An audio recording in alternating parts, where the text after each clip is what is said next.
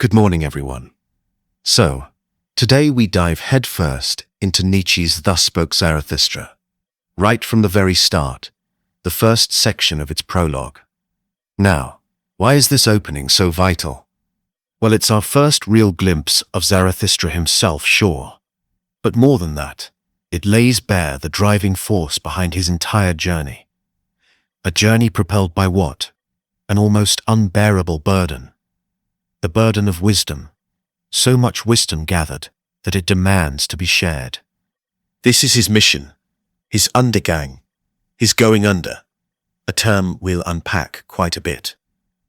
And just like that, we're plunged into a world crackling with narrative philosophy, brimming with metaphor, pulsating with symbols. These aren't just pretty words, you know. They're the very methods we'll be dissecting.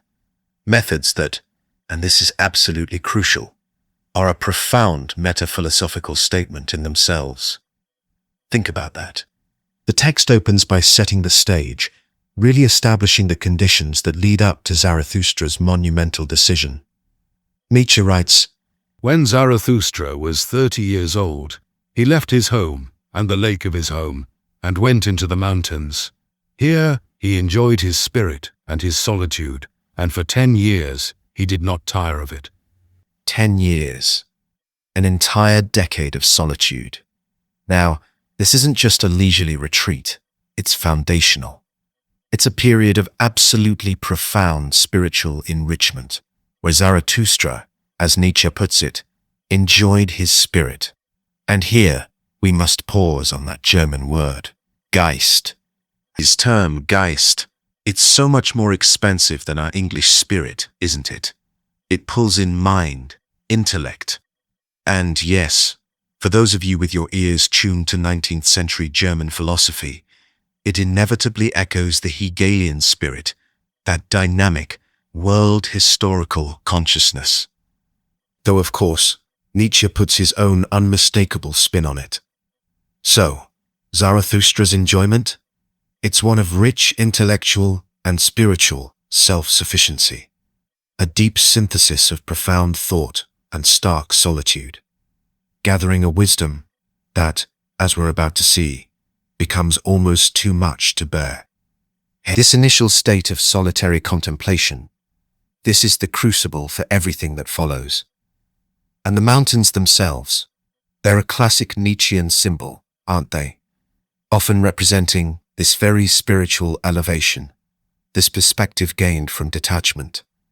This potent combination of setting and duration, it just hammers home the sheer depth of the wisdom he cultivated. But this state, this serene enjoyment, it isn't static, far from it. But at last, his heart transformed. Nietzsche tells us, this transformation, this is the pivotal internal catalyst.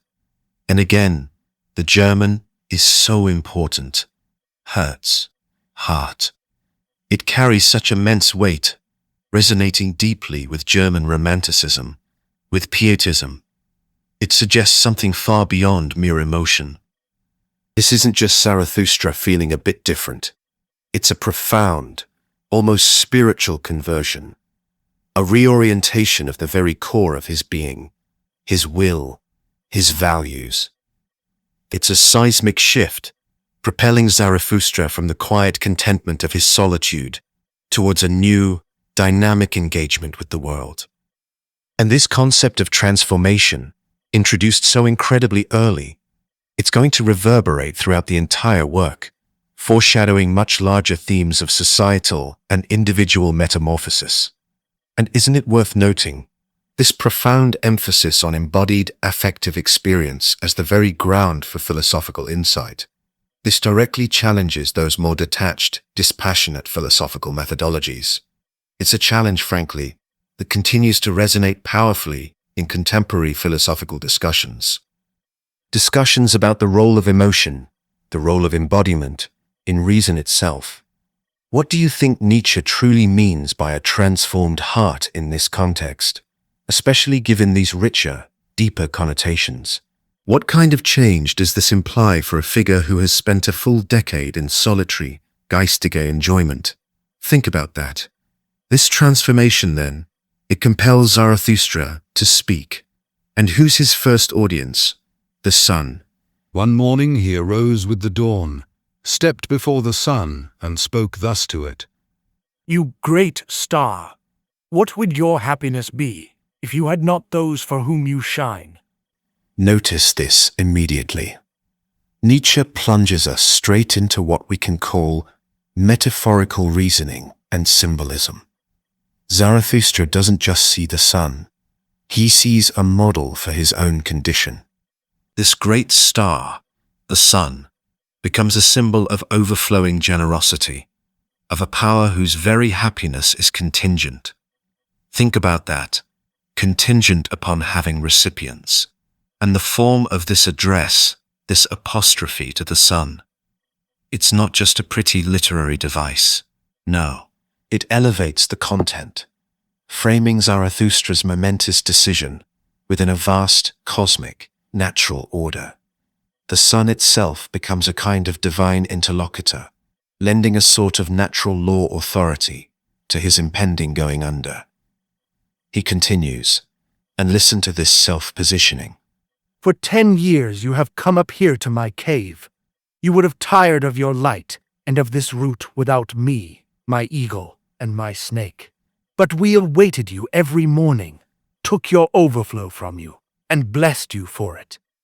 Here Zarathustra, along with his symbolic companions, the eagle and the snake, whom we'll explore in much more detail later, positions himself as necessary for the sun's own fulfillment. This is crucial. It's not merely a description of nature, it's an argument by analogy. It's a performative claim to a certain cosmic significance, and this leads directly, inevitably, to his own predicament. Behold, I am weary of my wisdom, like a bee that has gathered too much honey. I need hands that reach out. The wisdom, once a source of pure enjoyment, has now become a weariness. Pause on that. A weariness. This isn't a weariness of the spirit itself, not a fatigue of Geist, but rather a weariness of its unshared abundance, a direct consequence of those incredibly fruitful 10 years of solitude. This weariness of wisdom, it's a fascinating idea, and frankly, it's a quite challenging philosophical complication. If wisdom, traditionally philosophy's highest aim, its crowning glory, can lead to weariness, well, that thoroughly unsettles the comfortable assumption of wisdom as some unalloyed, serene good, doesn't it? It suggests that accumulation without discharge, contemplation without action, might be inherently problematic, unsustainable, even. And notice the sheer density of these metaphors: the bee, the honey, the cup, the sun. The language itself performs the very overflowing abundance it describes. The wisdom is so rich, so potent, it just bursts forth in these vivid images. Now, as scholars, as critical readers engaging with such a text, one methodological point to consider is, how do we best approach this density? How do we grapple with it? One key, I think, is to see these images not merely as illustrative, not just as pretty decorations, but as doing active philosophical work themselves. They carry the weight of argument. They embody the very concepts they convey. This is philosophy in motion. This burning desire to give is then articulated, quite powerfully. I want to bestow and distribute until the wise among human beings have once again enjoyed their folly, and the poor once again their wealth.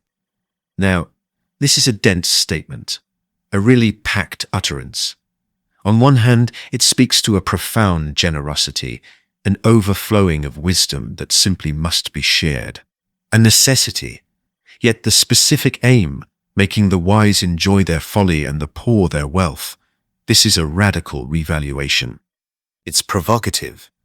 It hints at the challenging, perhaps even disruptive nature of the wisdom Zarathustra intends to bestow.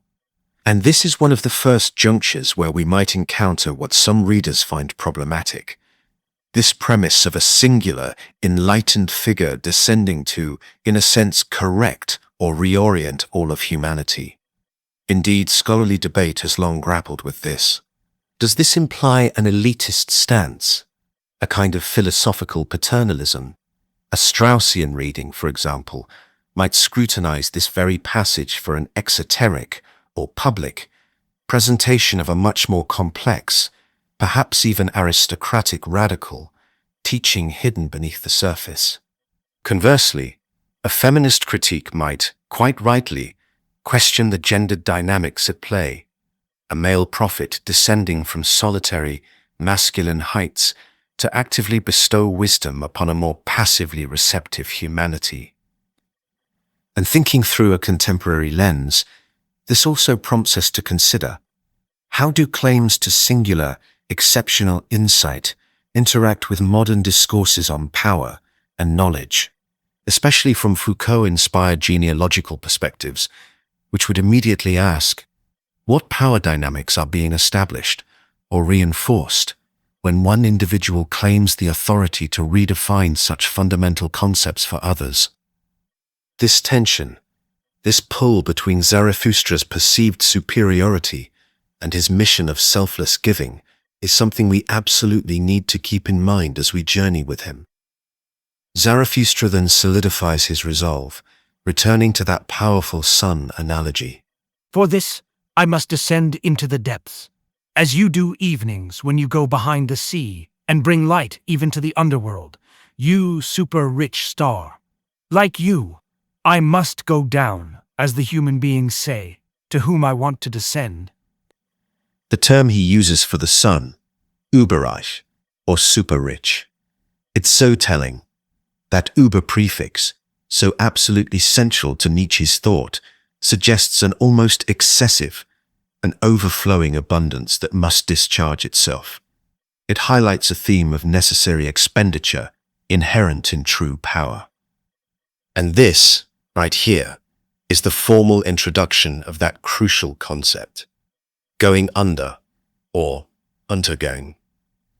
It's not merely a physical descent. Oh no, the German Untergang is profoundly polysemous. It has layers of meaning. While going under or descent certainly captures the primary movement, the physical act, it also carries these powerful, resonant connotations of decline, ruin, downfall, even perdition, alongside, of course, the literal setting of the sun. Sonnenuntergang. This imbues Zarathustra's mission with an inherent risk, a potential for self-destruction or even societal collapse, alongside the promise of renewal. A tension far richer, far more complex than simple descent implies, and one that echoes ancient eschatological themes, an old world ending for a new one to begin. The sun going behind the sea, bringing light even to the underworld. It suggests a journey into darkness, perhaps into danger, a form of self-emptying for the sake of others, and ultimately, a cycle of renewal. This act of going under is presented as a necessity, an imperative, modeled on the grandest natural phenomenon. Zarathustra observes. This certainly resonates, as many scholars have pointed out, with aspects of Plato's allegory of the cave, doesn't it? Where the enlightened philosopher feels compelled to return to the darkness of the cave to share his hard-won understanding. Though, needless to say, Nietzsche's light and Nietzsche's cave will possess very, very different philosophical valences. However, we must also consider the limits of this sun analogy. The sun, after all, is an unthinking natural force. It just does what it does. Zarathustra's Untergang, by contrast, is a conscious, willed act, a deliberate choice. So, does this analogy, so central to his justification, perhaps subtly undermine itself by hinting that the perceived naturalness of his mission is, in fact, a carefully constructed rhetorical strategy? A question to ponder. Let's pause here, explicitly, Let's consider this method of metaphorical reasoning and symbolism that's so powerfully centered on the sun. I'd like you to take a moment. Just list in your mind all the ways Zarathustra compares himself or his situation to the sun. What does the sun truly symbolize in this passage? And how does this extended metaphor, this argument by image, help Zarathustra, and by extension Nietzsche, make the case for this going under? You see, Nietzsche uses the sun as this incredibly potent symbol, a profound basis for comparison. He's essentially saying, look at the sun. It's magnificent, it radiates light, but its very purpose, its happiness, needs us to shine upon. It even descends, goes down to the underworld to share its light. And Zarathustra sees himself mirrored in this cosmic drama. His wisdom is like sunlight, a vast accumulated power, and he too must go down, descend, to share it. This isn't a logical proof in the traditional, syllogistic sense, not at all. It's a persuasive image, a poetic argument, that forms the very core of Zarathustra's justification. And this prophetic authoritative stance, presenting his path as an inevitable, almost natural outcome, exists in fascinating tension with Nietzsche's broader philosophical commitment to perspectivism, doesn't it? How does Zarathustra's truth here, presented with such conviction, relate to the radical idea that all views are, ultimately, interpretations? The argument, then, for Zarathustra's descent rests on several pillars, doesn't it? First, the powerful analogy with the sun. Second, his internal state of weariness, that very specific weariness born from unshared wisdom, like the bee overburdened with honey. And third, a clearly declared desire, a need even, to bestow and distribute. The implied assumptions here are absolutely critical. That unshared wisdom is, in fact, a burden, not a complete fulfillment in itself. And that true fulfillment for the wise, much like for the sun, actually involves this going under, this act of giving. The strength of this argument, it lies in its powerful, intuitive, deeply poetic appeal. Its potential weakness, if we're looking at it from a purely formal logical standpoint, is its reliance on our acceptance of these analogies. If one questions the direct applicability of the sun's cyclical journey to Zarathustra's willed mission, well, the argument's force might seem to diminish. And this, in itself, reflects Nietzsche's broader methodological commitment, a philosophy conveyed not through dry syllogistic reasoning, but through evocative imagery, through compelling narrative, the method that inherently critiques traditional philosophy's claim to objective, detached truth, by using non-rational, effective persuasion to establish claims that demand a kind of holistic assent, a different kind of understanding. Zarathustra continues his address to the sun, almost in prayer. So bless me now, you quiet eye that can look upon even an all too great happiness without envy. Bless the cup that wants to flow over, such that water flows golden from it, and everywhere carries the reflection of your bliss. And here it is. Another key metaphor emerges. The cup that wants to flow over. Wisdom, again, is figured as an abundance, a precious liquid gold, reflecting the sun's own bliss, a substance that needs to be poured out. This imagery powerfully reinforces the idea of generosity, yes, but also the almost involuntary nature of this overflowing. The cup wants to become empty. It desires it. This leads us to the absolute culmination of his decision, the very pivot point. Behold, this cup wants to become empty again, and Zarathustra wants to become human again. This desire, this declared aim to become human again. It's fascinating, isn't it? And deeply, deeply paradoxical. What kind of humanity did he leave behind in those 10 years of rarefied solitude?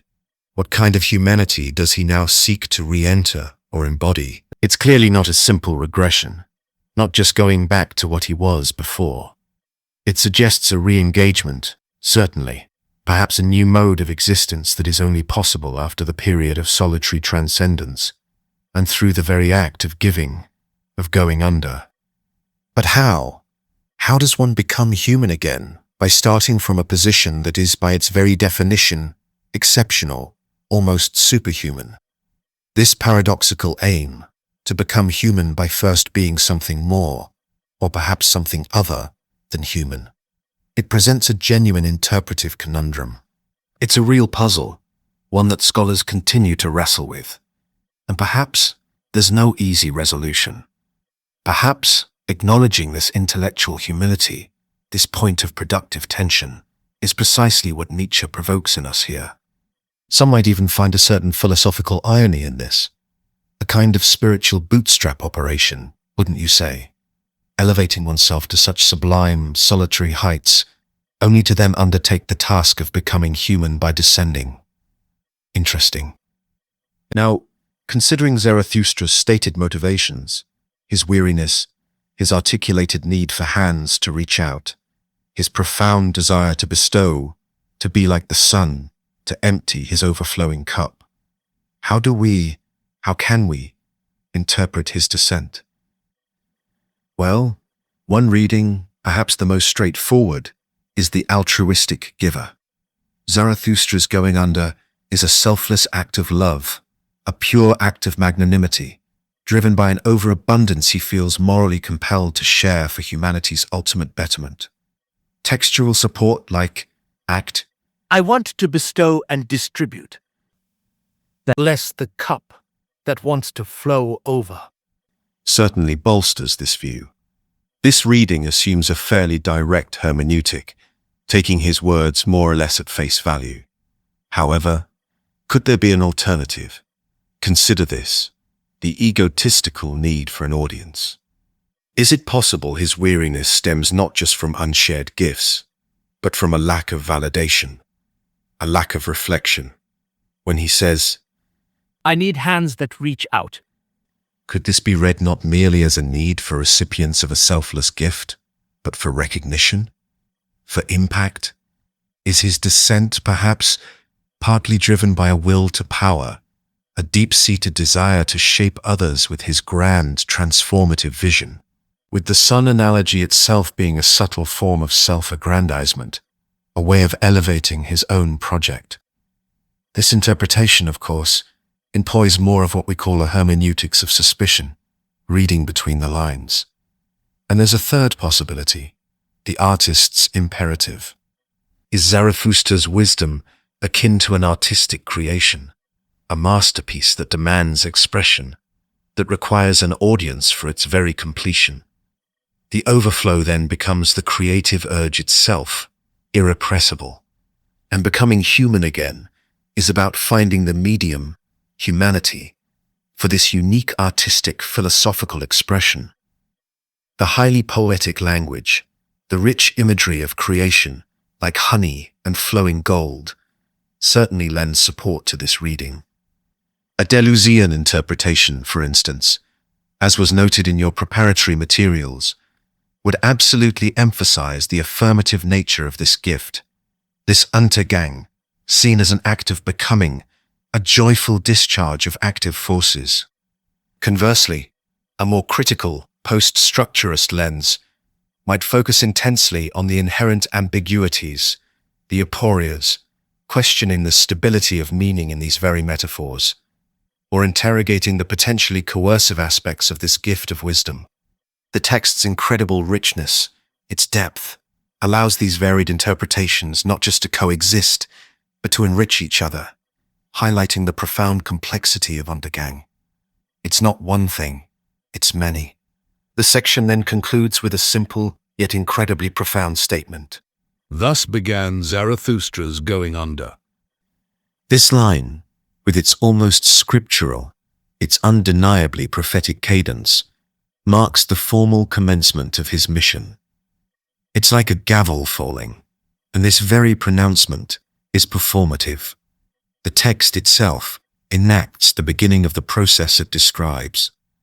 The meaning of Untergang, you see, will continue to unfold, to deepen, to reveal its facets through the actions and encounters that follow. And this undeniably powerfully connects to the broader archetype of the prophet emerging from wilderness isolation, a figure we see across myriad traditions, including, as has been noted, the biblical prophetic tradition, and of course, historical figures like Zoroaster himself, whom Nietzsche's choice of name explicitly and provocatively evokes. Thus, right from the outset, Nietzsche is blurring the lines, intentionally I believe, between philosophy, religion, and mythology, a challenging and exciting space to inhabit. The entire way this opening is structured, establishing a character, a vivid setting, a history of solitude, a profound internal transformation, and finally, a decisive, world-altering action, is a prime example of what we call narrative philosophy, or, perhaps more evocatively, mythopoiesis. Nietzsche isn't just writing an academic essay, he's telling us a story, a powerful one. So, why? Why do you think Nietzsche chooses this narrative form, this mythic storytelling, instead of directly, discursively stating his philosophical ideas about wisdom, solitude, and engagement? What does telling it as a story add to our understanding, to our engagement with these incredibly complex ideas? By following Zarathustra's experiences, his thoughts, his very utterances, we are drawn into the philosophical questions he embodies in a way that's more vivid, more personal, and perhaps ultimately more persuasive than abstract argumentation alone might ever allow. The ideas are enacted, they are embodied, they live.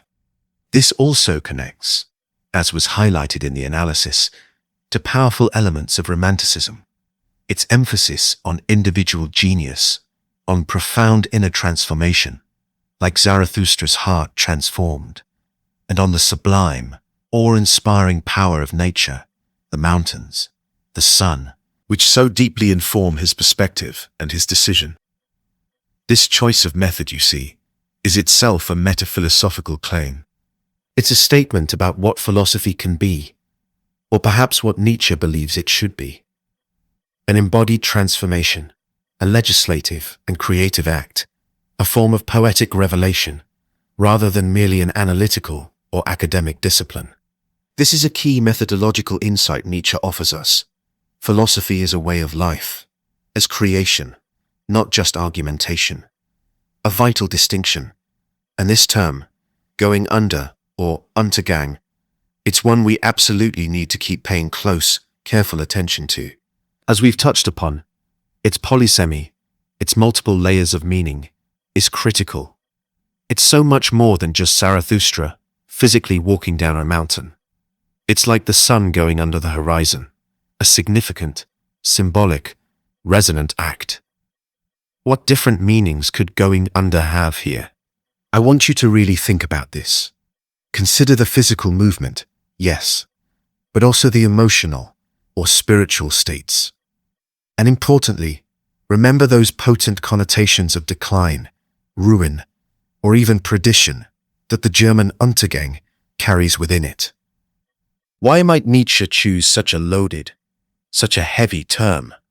It suggests descent, certainly, but also, perhaps, sacrifice, immersion, a necessary, even welcome, confrontation with nihilism, as a thinker like Heidegger might argue. Or an affirmative, joyful embrace of becoming, as Deleuze would see it. It's a philosophically dense term, a conceptual nexus that will accrue more and more meaning as Zarathustra's journey unfolds before us. And indeed, its interpretation has shifted dramatically throughout the history of Nietzsche's scholarship. Dramatically.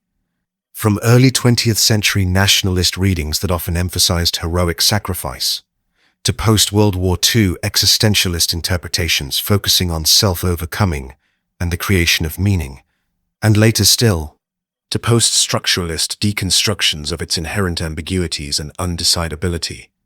Understanding this rich interpretive history can only deepen our own engagement with the term and with the text as a whole.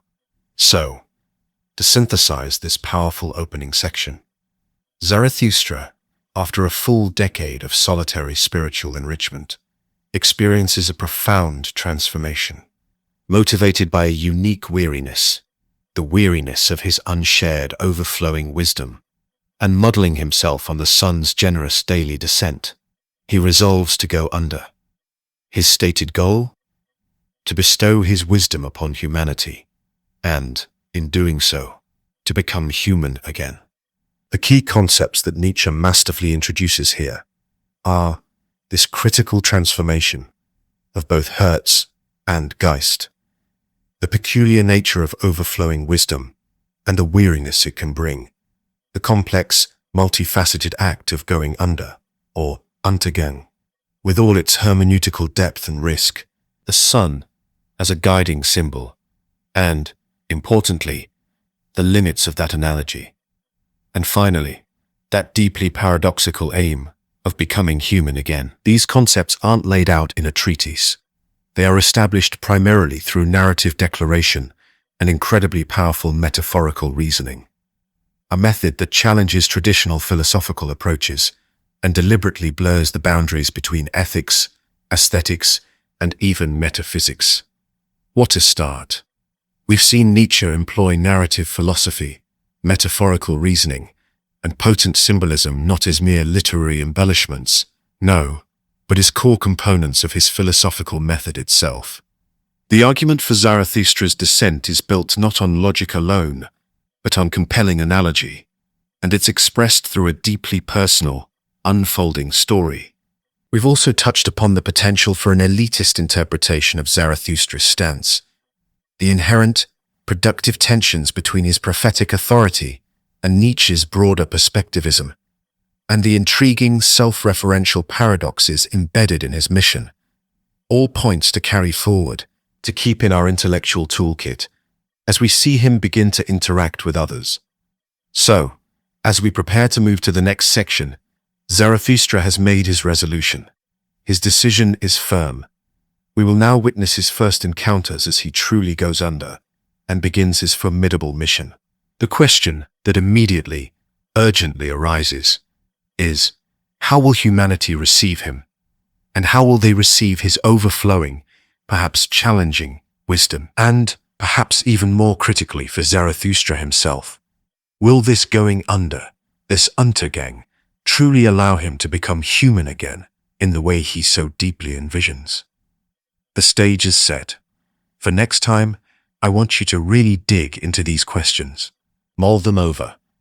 Given the rich polysemy of Untergang, including its unsettling connotations of decline or even ruin, how does this inherent risk, this shadow side, challenge a purely heroic or straightforwardly altruistic interpretation of Zarathustra's mission? And what might it suggest about the very nature of the transformation he seeks, both for himself and for others? Nietzsche's Zarathustra employs a deliberately prophetic, highly metaphorical style rather than relying on systematic, linear argument. How does this methodological choice itself perform a critique of traditional philosophy? And what are the potential limitations or internal tensions within this very approach, especially when we consider Nietzsche's broader philosophical commitment to perspectivism? Zarathustra aims, he explicitly states, to become human again through his Untergang. Considering he begins from a point of heightened, solitary wisdom that seems to transcend ordinary humanity, what kind of humanity is actually envisioned here? And how might this concept challenge, or perhaps radically redefine, our conventional understanding of what it means to be human, particularly in light of the profound paradox of needing to go under, to descend, in order to achieve it?